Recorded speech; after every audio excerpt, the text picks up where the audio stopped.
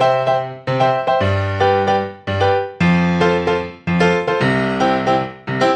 everybody. Welcome back to the Chill Factor Radio. We are once again at Wednesday, and we've got Ann. She's been working very hard at all of her series. And today I'd like to welcome Ann back to the show. So, hello, Ann. How are you? I am doing wonderful. It is so good to be here. I can't believe how busy you've been. I've been busy because I am so passionate about communication and confidence, and how do we actually seek and find the good in our lives, being a human being first and a human doing second, which leads me to this series that we are going to be completing in this 4-part series that's all about building relationships as human beings. And that's what this series is all about. So today, the episode that we're going to focus on is connection versus communication. And it's a very important distinction because, as we know, AI has arrived on the scene. And Kathleen, if I said, are you familiar with AI? You would say?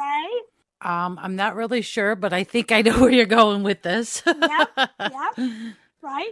The AI is the self-serve robots that are in the grocery stores, the self-serve checkouts, right? Yep, I've seen them in Stop and Shop. Exactly, and they're amazing. Like they're just these little machines that we don't even need a cashier. We just go up, we scan everything ourselves, we do our credit card ourselves, and this wonderful robot communicates with us. And then there's also this whole ChatGPT that we have online. And so today's episode is about connection versus communication, because that artificial intelligence, which is AI, it is truly there to communicate with us. It's there to serve us in some way. That is its objective, is to serve us through communication. Because the robot comes on and says, welcome to Stop and Shop. Please scan your coupons now, right? Right. That is communication. But see, as human beings, we have something over computers that the computers will not ever have.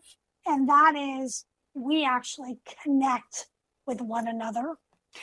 We actually help others feel something when we connect with them. As Theodore Roosevelt's quote says, they don't care how much you know until they know how much you care. And as wonderful as the self-serve checkout is, it knows a lot because it's been programmed, but it certainly doesn't care for me in some way. When we think of connection, we can even think of this concept of being a human being first and a human doing second, in the way of the nonverbal connection that we make with one another. And specifically, like making eye contact with somebody. So, Kathleen, I have to ask you, how important is making eye contact with somebody? How important is that to you when somebody makes eye contact with you when you're talking to them? I think it's very important. And I was taught as a young girl by my father, a little lesson learned. If somebody cannot look you in the eyes when they're communicating, then they're not true to who they should be.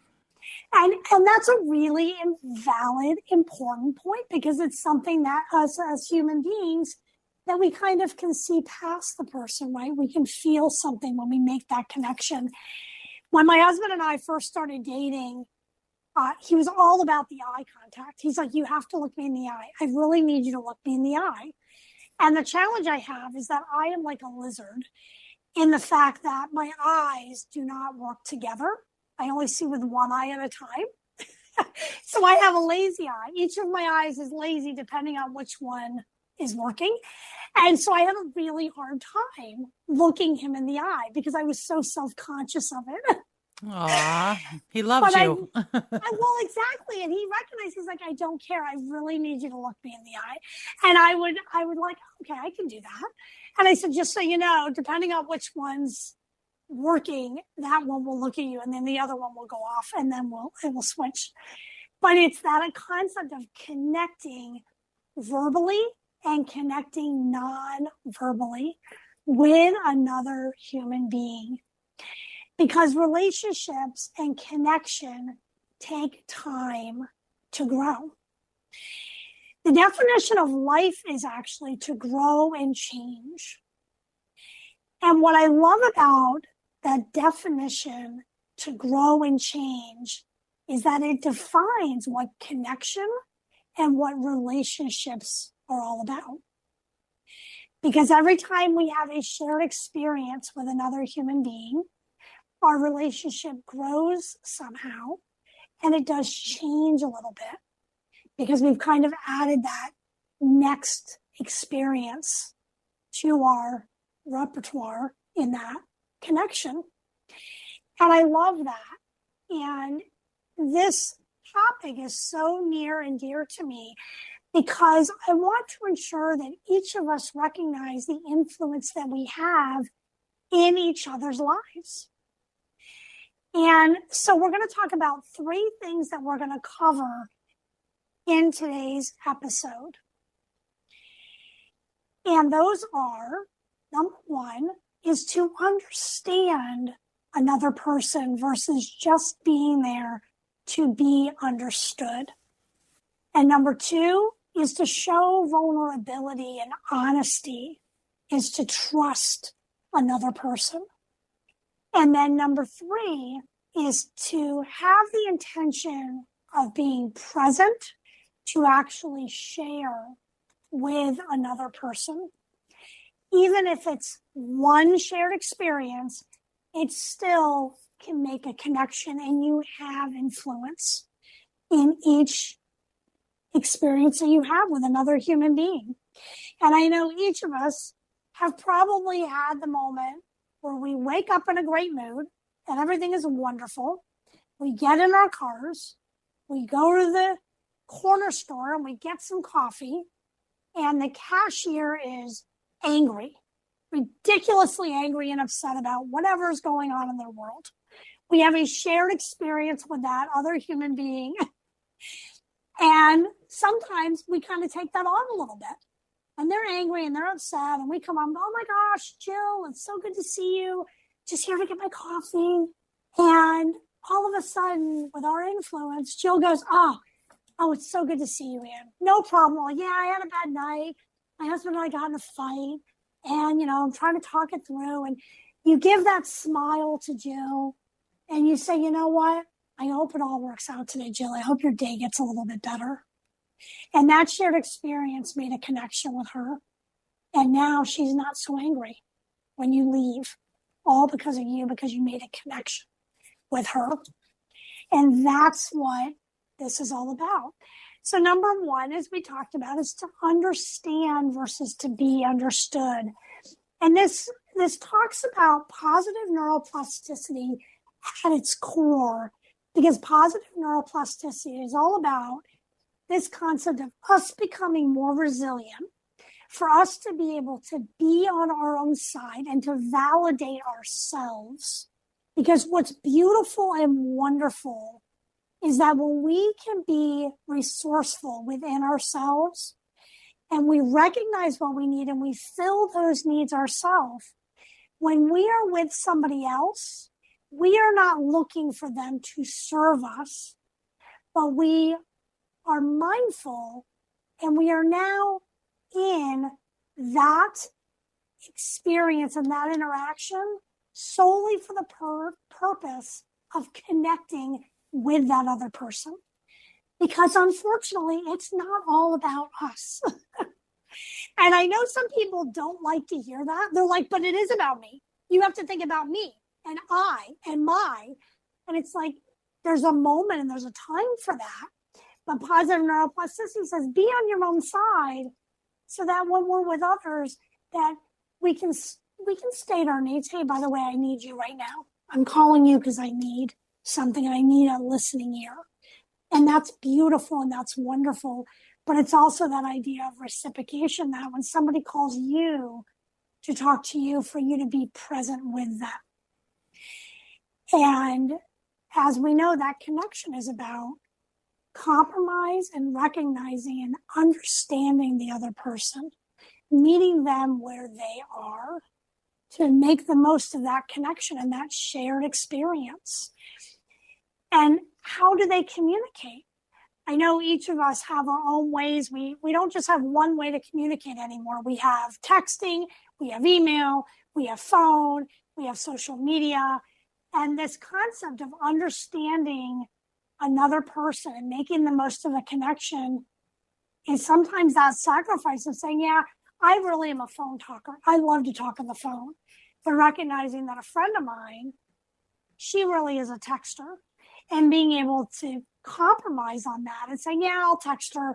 And then being able to say, oh yeah, it's too long to text. I love to talk on the phone with you about this, right?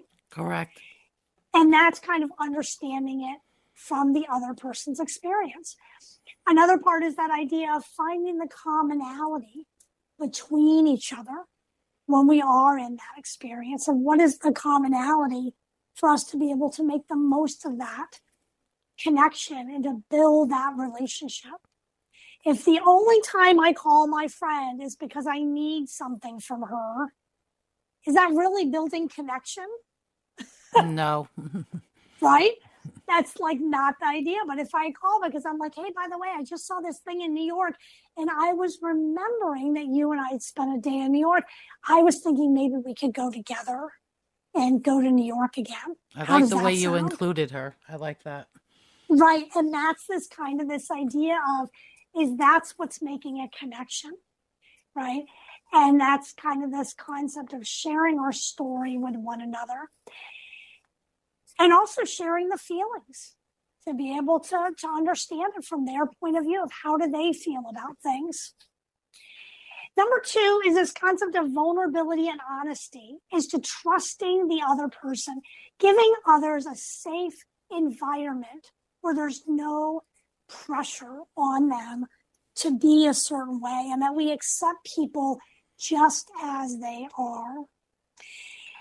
And I know in the world of social media, I have a lot of various friends that do not like social media, and their defense against this is that I don't go on social media because I think it's all fake. And there's a great song by Andy Grammer called The Good Parts. And it's all about the idea that making a connection is actually being vulnerable, being able to show the good, the bad, and the ugly of your life, and being willing to share that with another person. Because when you share the parts that hurt with another person, you're actually communicating to them that you trust them with who you truly are. And that is so invaluable. And it's such a compliment to another person that says, you know what, I'm hurting right now, and I really just need someone to listen, and I need to cry. That is a compliment to another, that you trust that other person. Now, as the receiver of the person, when you get that call and somebody calls and cries and needs a listening ear, is going back to point number one, is to be understanding and to just listen and to hear them out and to share that experience of what would be helpful for them. What do they need from me to make the most of this connection, to build this connection and this relationship? A lot of times people think, well, I just need to tell them. I'm going to tell them about my experience. When to build connection, let's not be the self-serve robot. They really don't want to hear about you. What they're looking for is a listening ear, and for you to ask them questions so that they can gain awareness and they can gain clarity on where they are and what they need to do next from their perspective. And I think that's a beautiful, beautiful thing, because it goes back to, this is what human beings can do. This is the benefit that we have, is that we are not programmed for a certain response. If they say A, then I say B. It truly is, when we're being that human being, it's like, let me just share this experience with you. And let me just be there for you. And let you open up to me, and you're going to trust me with those feelings. And the same thing for us. Sometimes we might have to ask ourselves, why am I not more vulnerable? Why do I not let other people in? And asking ourselves, that is really important, because again, if we're not vulnerable and we're not opening ourselves up to others, others might not think that we trust them enough.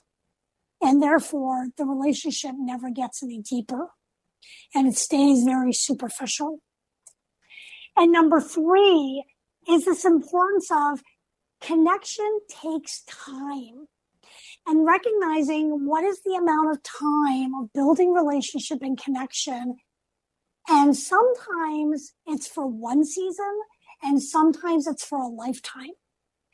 Whatever that time period is for us to accept that and to recognize and see the value in it.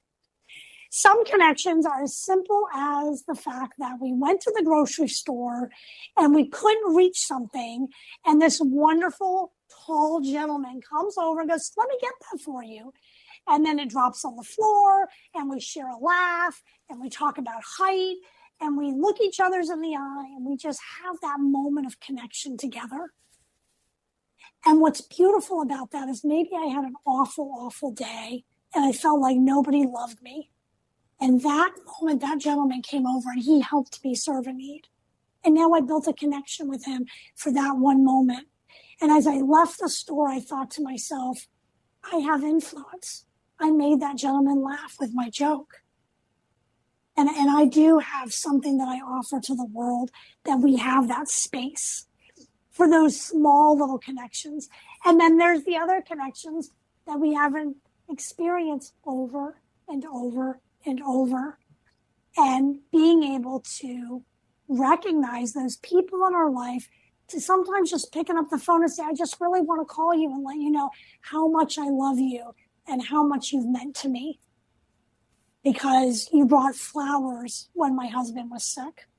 Or thank you for joining me for dinner on Saturday night. We had such a lovely time. To recognize that other people are influencing us and we are influencing them. And that is that concept of making a connection versus just a conversation. Because AI, artificial intelligence, is wonderful for giving us something that we know and helping serve a need. But connection is more about being that human being versus being that human doing. And that's a beautiful thing. Absolutely. I agree with you. No robot could replace any human. Absolutely. And I know that is something that is like near and dear, because I know, Kathleen, you and I have known each other for a few months now. And it's such an amazing connection, an amazing experience. Yeah. Exactly. When we can kind of call each other and talk about things and kind of building that because of that commonality that we find, but also that shared experience, right? Absolutely.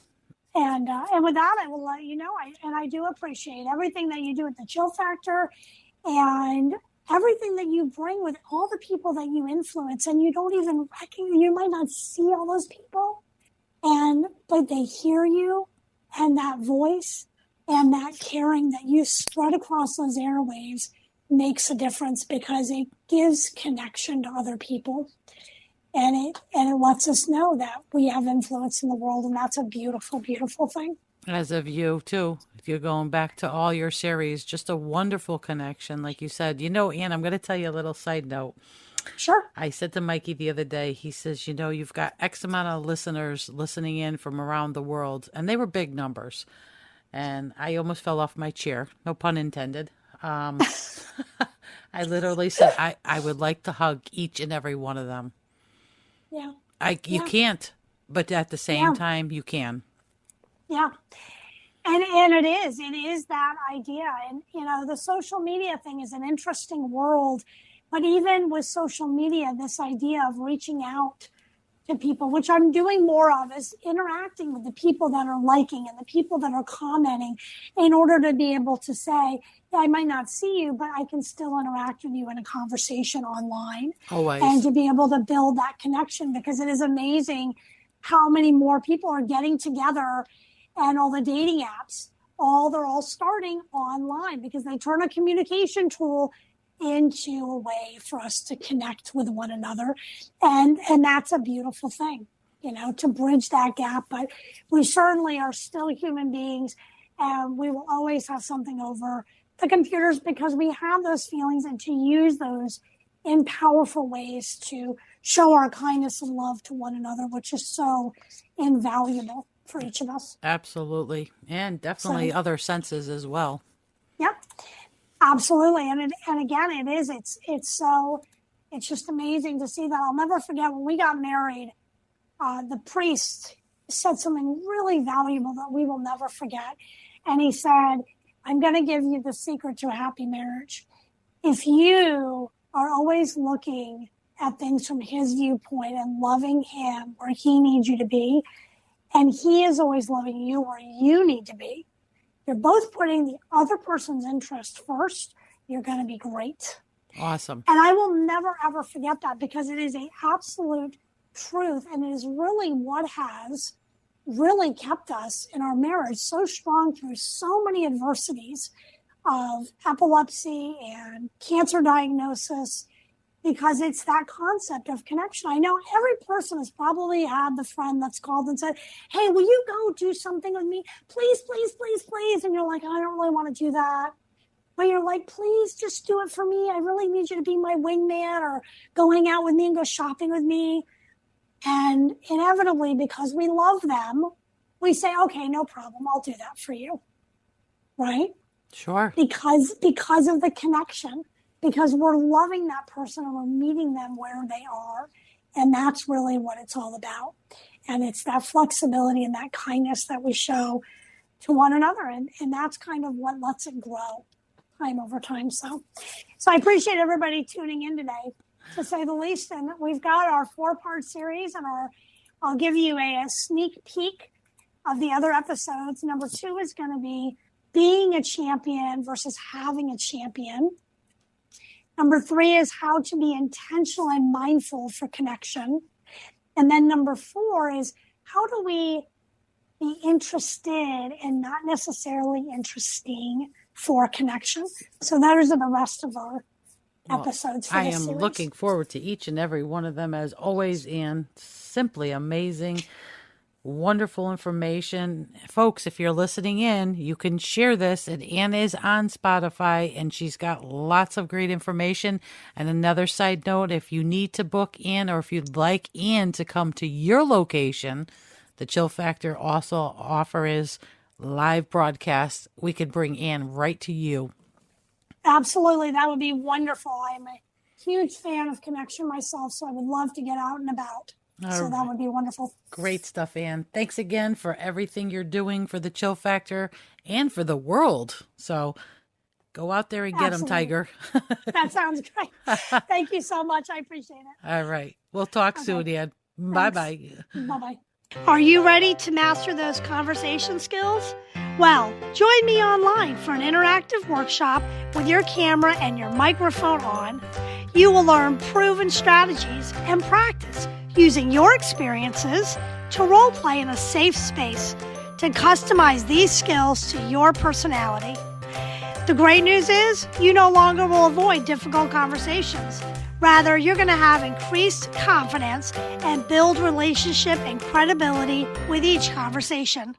For the upcoming online workshop dates, go to my linktree on Instagram under Finding Strength with Ann. Hope to see you online.